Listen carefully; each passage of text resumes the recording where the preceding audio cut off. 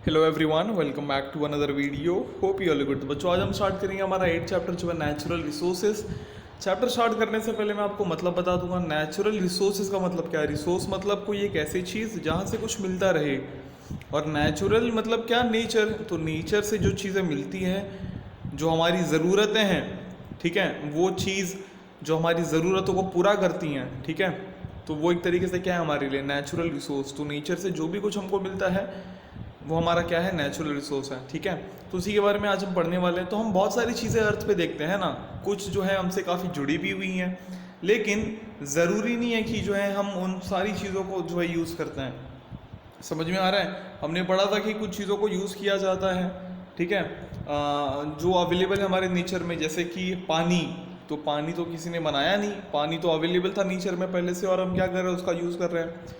तो जो natural things होता है, कोई ऐसी नेचुरल चीज़ है, मतलब जो किसी ने बनाई नहीं है, नेचुरली है, और जो मैन मतलब इंसान जब उसको यूज़ करता है, उसी को हम क्या बोलते हैं, नेचुरल रिसोर्सेज। जैसा मैंने आपको पहले एग्जांपल दिया कि कोई ऐसी नेचुरल चीज़ जो हम यूज़ करते हैं, उसको हम क्या बोलते हैं, नेचुरल रिसोर्सेज। अब इंसान क्या करता है, अपनी पूरी नीड फुलफिल करता है इन नेचुरल रिसोर्स का इस्तेमाल करके।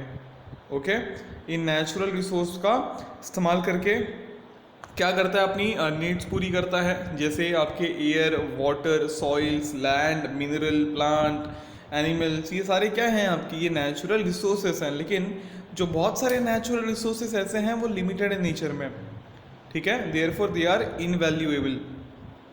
मतलब ऐसा है कि एक ऐसा समय आएगा, हो सकता है वो ख़त्म हो जाए, समझ में आ रहा है, और ख़त्म हो गया तो वापस उसको बनाया भी नहीं जा सकता है। हमने क्या, आपने पानी बनाया, समझ में आ रहा है आपको। ये जो इतना वाटर का रिसोर्स हमको दिखता है, क्या हमने वाटर ऐसे बनाया, वाटर तो पहले से था ना, हम उस पर डिपेंडेंट है। क्या एयर हमने बनाया खुद से, एयर पहले से था, ठीक है। जिनमें से एयर जो है, एक एयर एक ऐसा रिसोर्स है जो सबसे ज़्यादा अवेलेबल है, ठीक है, अवेलेबल इन प्लेंटी, मतलब बहुत ज़्यादा एयर अवेलेबल है। ये रिसोर्स जो है कभी डिप्लीट नहीं होगा, लेकिन इनकी क्वालिटी बदल सकती है। मतलब एयर जो है, ऐसा नहीं है कि एयर ख़त्म हो जाएगा, एक ऐसा टाइम आएगा, लेकिन ये हो सकता है कि एयर की क्वालिटी ख़राब हो जाए, जो हो रही है ना। तो एयर, अब क्या, एयर की ज़रूरत है हमको, हमको एयर की ज़रूरत है, लेकिन जिसकी क्वालिटी अच्छी है उस एयर की ज़रूरत है।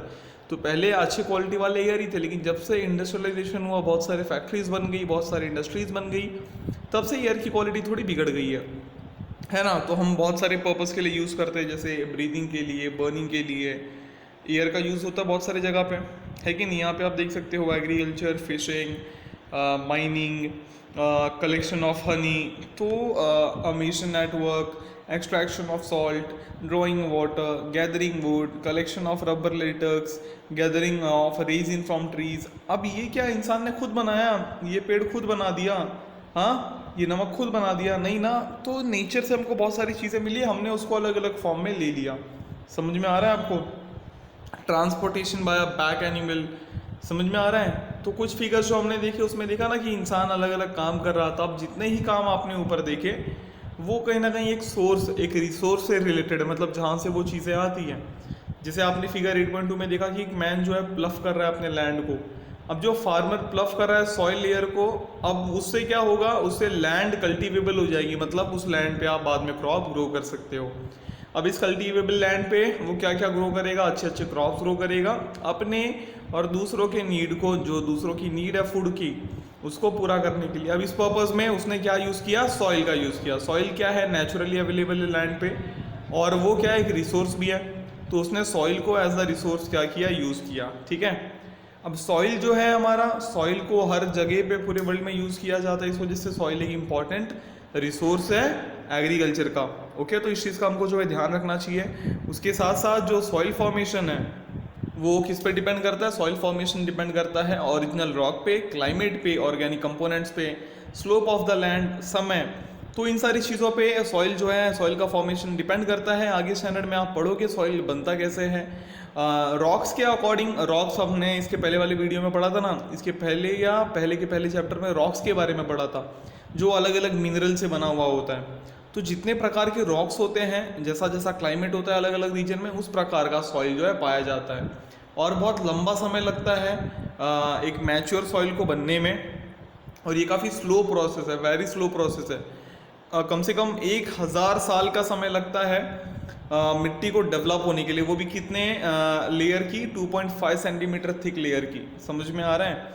मतलब सिर्फ 2.5 सेंटीमीटर, सिर्फ मतलब आप समझ लो इतनी मिट्टी बस, ठीक है, जो आपका स्केल है उससे आप 2.5 मेजर कर लो, बस इतनी मोटी मिट्टी, इतनी इस ये जो लेयर है, ये लेयर डेवलप होने में उसको कितना समय लग जाएगा, 1000 साल तक।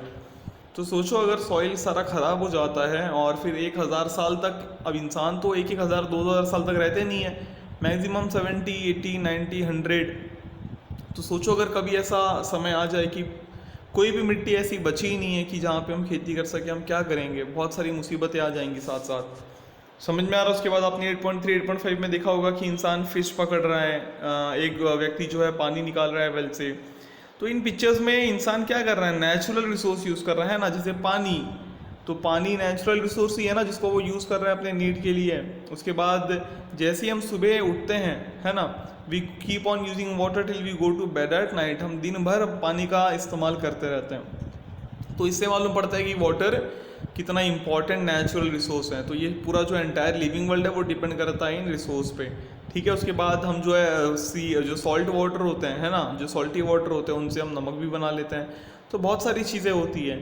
तो जो टोटल वाटर है अर्थ में, मतलब जो 100% वाटर है, उसमें से यूजेबल वाटर कितना है? यूजेबल वाटर कितना है अर्थ पे? 3%, ठीक है। तो यूजेबल वाटर 3% है, लेकिन जो पानी अवेलेबल है अर्थ पे यूज़ करने के लिए कि हाँ भाई लो यूज़ कर लो, वो सिर्फ 0.003% है। तो वाटर बहुत सारा है हमारे, ह्यूज क्वांटिटी में अर्थ पे है, लेकिन एक बहुत सारा, बहुत जो मेजर क्वांटिटी है सॉल्ट का, मतलब पानी का, वो जो है सॉल्टी है, मतलब नमक वाला है। कुछ क्वांटिटी ऑफ टोटल वाटर जो है यूजेबल है, और एकदम छोटा सा क्वांटिटी जो है हमारे पास अवेलेबल है। अवेलेबल मतलब जो है अभी आपके पास फिलहाल, ठीक है। यूज़ करने का आप 3% यूज़ कर सकते हो, लेकिन 3% पूरा अवेलेबल नहीं है हमारे पास। समझ में आ रहा है? However even this much water is sufficient for all of us. तो इतना ही, ये बल्कि कम लगता है, लेकिन ये बहुत सफिशिएंट हमारे। तो सोचो आप 100% पानी कितना होगा? जब 0.003% पे पूरी दुनिया चल रही है, तो 100% पानी कितना होगा? आप इमेजिन कर सकते हो ना।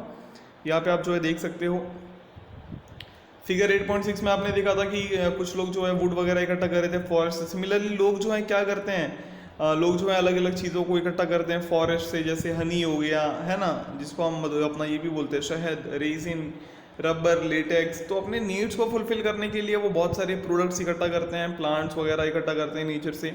अब जो अलग अलग प्रकार के प्लांट और लैंड सर्फेस होते हैं, इनको ब्रॉडली क्लासीफाई किया जाता है, इनको मतलब बांटा जाता है, ठीक है। तो जैसा प्लांट होता है उनको उस हिसाब से बांट दिया जाता है, जैसे ग्रास, हर्ब्स, स्ट्रब्स एंड ट्रीज। तो इंसान ने सक्सेसफुली जो है बहुत सारे एक्सपेरिमेंट किए ग्रासेस के साथ टू ऑब्टेन फूड ग्रेन्स, और इसने एक तरीके से हेल्प किया है उनको, मतलब जो पहले वो काफ़ी मेहनत वाला काम करते थे, यहाँ से वहाँ घूमते थे अपना जो है खाने की तलाश में।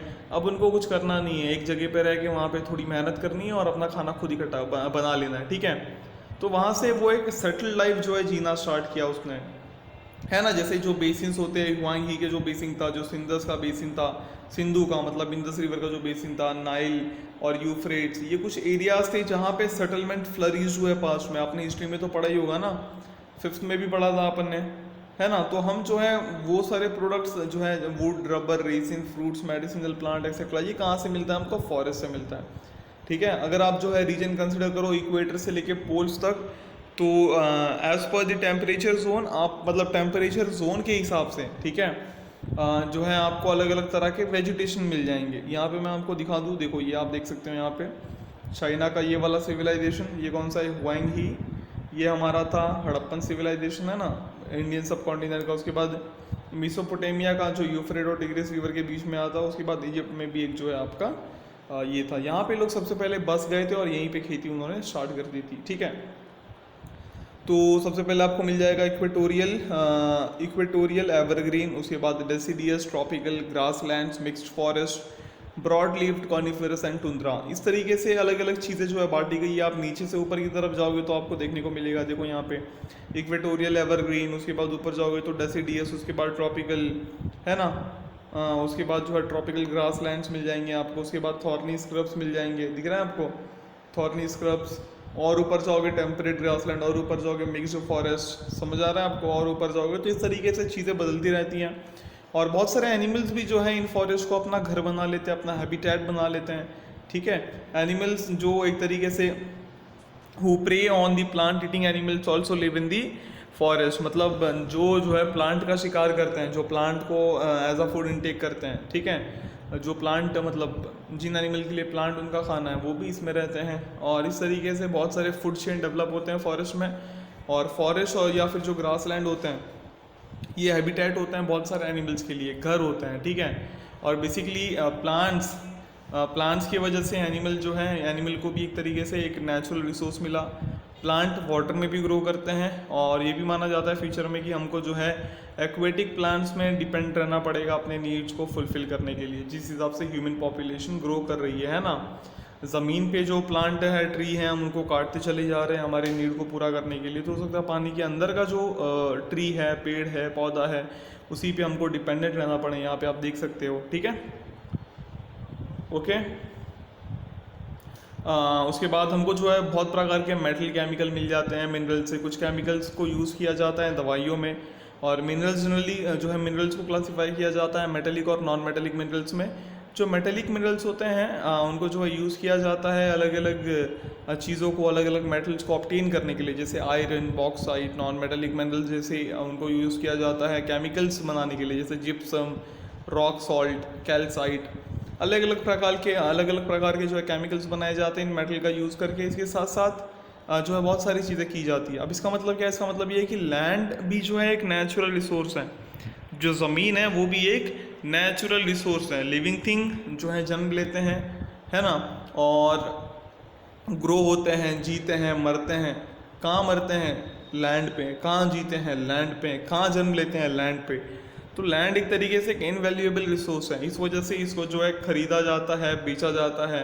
तो लैंड को ऑब्टेन करना एट स्ट्रेटेजिक लोकेशन ये काफ़ी इंपॉर्टेंट होता है। उसके साथ साथ इसका यूज़ करना कंस्ट्रक्शन के लिए, व्यापार के लिए, ट्रेड के लिए, ये एक तरीके से कुछ दूसरे यूजेस है रिसोर्सेज के।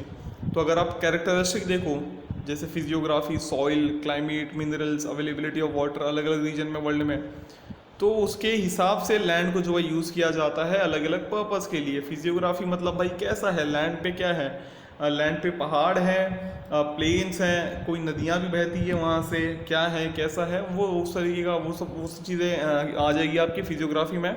सॉइल मतलब मिट्टी कैसी है वहाँ की, वहाँ का क्लाइमेट कैसा है, ठंडी, गर्मी, ज़्यादा बारिश, मिनरल मिलते हैं कि नहीं मिलते हैं, पानी अवेलेबल है कि नहीं अच्छा खासा, ये सारी चीज़ें, ठीक है। जो प्रपोर्शन ऑफ लैंड अर्थ पे वो 29.20% है। और इन्हीं कैरेक्टरिस्टिक पे डिपेंड करते हुए जो लैंड और क्लाइमेट हैं और बहुत सारे जो वेरियस लिविंग थिंग्स हैं वो आपको लैंड में मिल जाएंगे अलग अलग प्रपोर्शन में। जो डिस्ट्रीब्यूशन होता है इन लिविंग ऑर्गेनिजम्स का ह्यूमंस को लेके वो यूनिफॉर्म नहीं है। मतलब ऐसा नहीं है कि हर जगह पे इतने एनिमल ही मिलेंगे आपको, यहाँ पे 3 मिले तो यहाँ पे भी 3 मिलेंगे, यहाँ पे भी 3 मिलेंगे, ऐसा नहीं है। वैरी करते रहते हैं वो, कहीं कहीं पे बहुत सारे, कहीं कहीं पे बहुत कम है। तो हर लिविंग थिंग कोशिश करता है कि मैं अडाप्ट कर लूँ जोग्राफिकल कंडीशन को। मतलब जैसे आप जहाँ पे रह रहे हो तो आपको वहाँ का मौसम एक तरीके से आपने अडॉप्ट कर लिया, आप वहाँ पे रह सकते हो। लेकिन वहीं अगर मैं, जैसे आप समझ लो कि 15 से 20 डिग्री सेल्सियस वाली रीजन में रहते हो, मतलब जहाँ पे टेम्परेचर, मतलब जहाँ पे ना बहुत गर्मी होती है ना बहुत ठंडी होती है, और अचानक में जो है आपको भेज दूँ बहुत ठंडी इलाके में जहाँ पे टेम्परेचर 0 डिग्री सेल्सियस तक जाता है, तो वहाँ पे आपकी हालत ख़राब हो जाएगी। समझ में आ रहा है? तो सारे जितने भी लोग हैं सब एक तरीके से अलग अलग जोग्राफिकल कंडीशंस को अडाप्ट करते हैं। रॉकी टेरेन हो गया, स्टीप स्लोप्स हो गए, फ्लैट प्लेन्स हो गए, माउंटेनियस रीजन्स हो गए, या फॉरेस्ट कवर्ड जो एरियाज़ होते हैं, जो रिवर बेसिन्स हैं। तो इंसान अकेले जो है कोशिश करता है इन प्रिवेलिंग कंडीशंस में एक तरीके से चेंज लाने की, ताकि जो उसकी नीड्स हैं वो पूरी हो सकें। समझ में आ रहा है? तो जितने भी लिविंग थिंग्स हैं वो एक तरीके से नेचुरल रिसोर्स का यूज़ करते हैं अपने नीड के हिसाब से। लेकिन जो इंसान है उसने बहुत सारी चीज़ें, बहुत सारे रिसोर्सेज यूज़ करने चालू कर दिए खुद के लिए with the help of his intellectual power. और बाद में जो पॉपुलेशन में इंक्रीज़ हो रहा है और जो ग्रीड है ह्यूमन की, जो लालच है ह्यूमन की, उससे बहुत सारे रिसोर्स को एक्सप्लॉइट भी किया जा रहा है, ख़राब भी किया जा रहा है, ठीक है। इससे क्या होता है एक तरीके से, this began to upset the balance in nature. Nature का बैलेंस बिगड़ना स्टार्ट हो जाता है। इसका मतलब ये है कि ये ज़रूरी हो जाता है हर इंसान के लिए कि हम उतना ही नेचुरल रिसोर्स का यूज़ करें जितनी हमको ज़रूरत हो, ठीक है, और एक जुडिशियस मैनर में। जस्टिफाई करें हम उसको, ठीक है। ऐसा नहीं कि आपने जितना मन किया उतना ये कर लिया, तो ये गलत चीज़ है। ओके, तो यहाँ पे आपको एक और चीज़ ध्यान रखनी है, वही जो हमने बताया कि मैन को नेचर पे ही डिपेंड रहना पड़ेगा बहुत सारी चीज़ों के लिए, है ना, अगर उसको तरक्की करनी है आगे। और जो नेचर है वो सिर्फ इंसानों के लिए नहीं है, बल्कि वो दूसरे लिविंग थिंग्स के लिए भी है। इस वजह से हमको उनको जुडिशियसली यूज़ करना चाहिए। तो बच्चों, ये था आपका नेचुरल रिसोर्स का चैप्टर। आई होप कि आपको पूरा समझ आया होगा। इसी के साथ मिलेंगे अगले वीडियो में, जहाँ पे हम बात करेंगे कुछ आगे के टॉपिक्स के बारे में। Till then, stay home, stay safe, thank you.